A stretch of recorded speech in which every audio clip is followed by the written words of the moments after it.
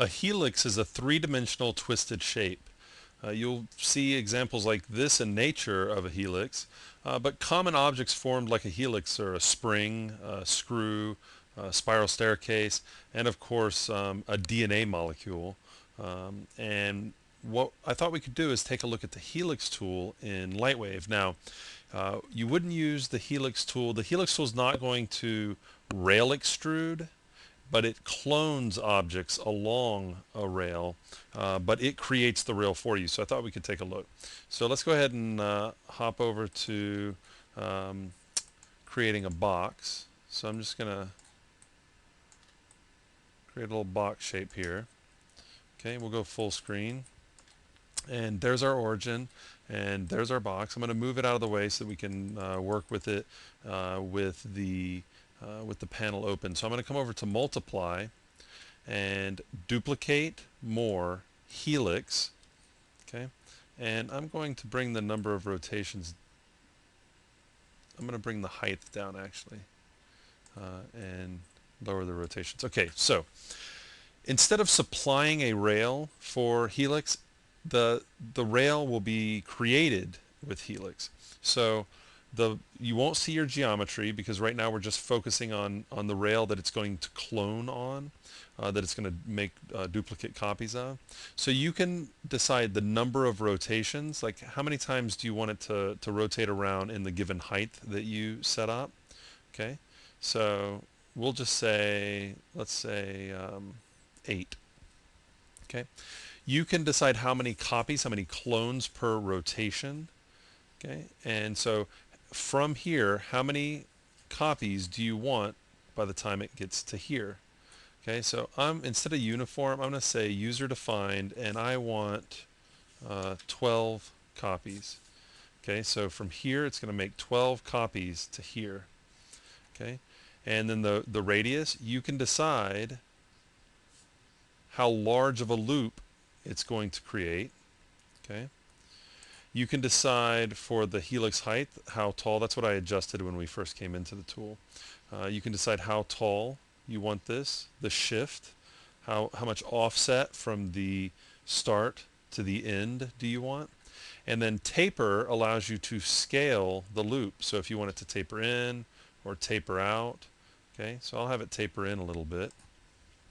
You can make a double helix. That would come in handy for, say, a DNA strand. You can have the object orient to the path. It's another option. But let's go ahead and use these options and click OK. Okay. So we have our, let's go just to here. So we have our object, and it started here, and it loops all the way around, and it works its way up. Now the interesting thing, what I think is interesting, is that it leaves the curve. It leaves the rail. Okay. Now, I usually find myself using the Helix tool to create this, and not so much for cloning my objects.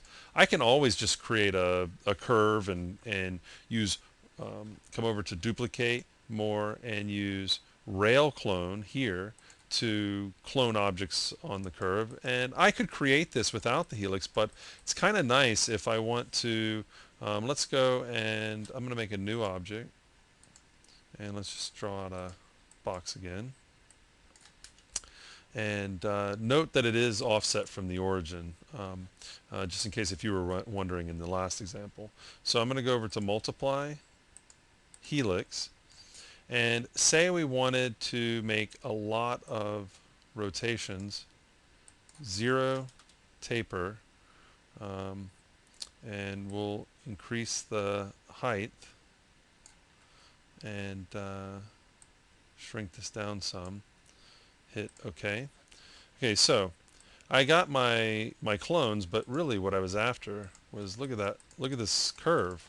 It was an easy way to make this curve. So although the Helix tool is a cloning tool, I find that it can be useful for creating curves, because if I wanted to make a quick spring like this, I could just rail extrude on this. I could use this, save this out as a motion path, and bring this into layout and have an animation that follows that. And of course, using the taper setting, you can change up this spiral motion, this helix. So don't just think of the helix tool as a cloning tool.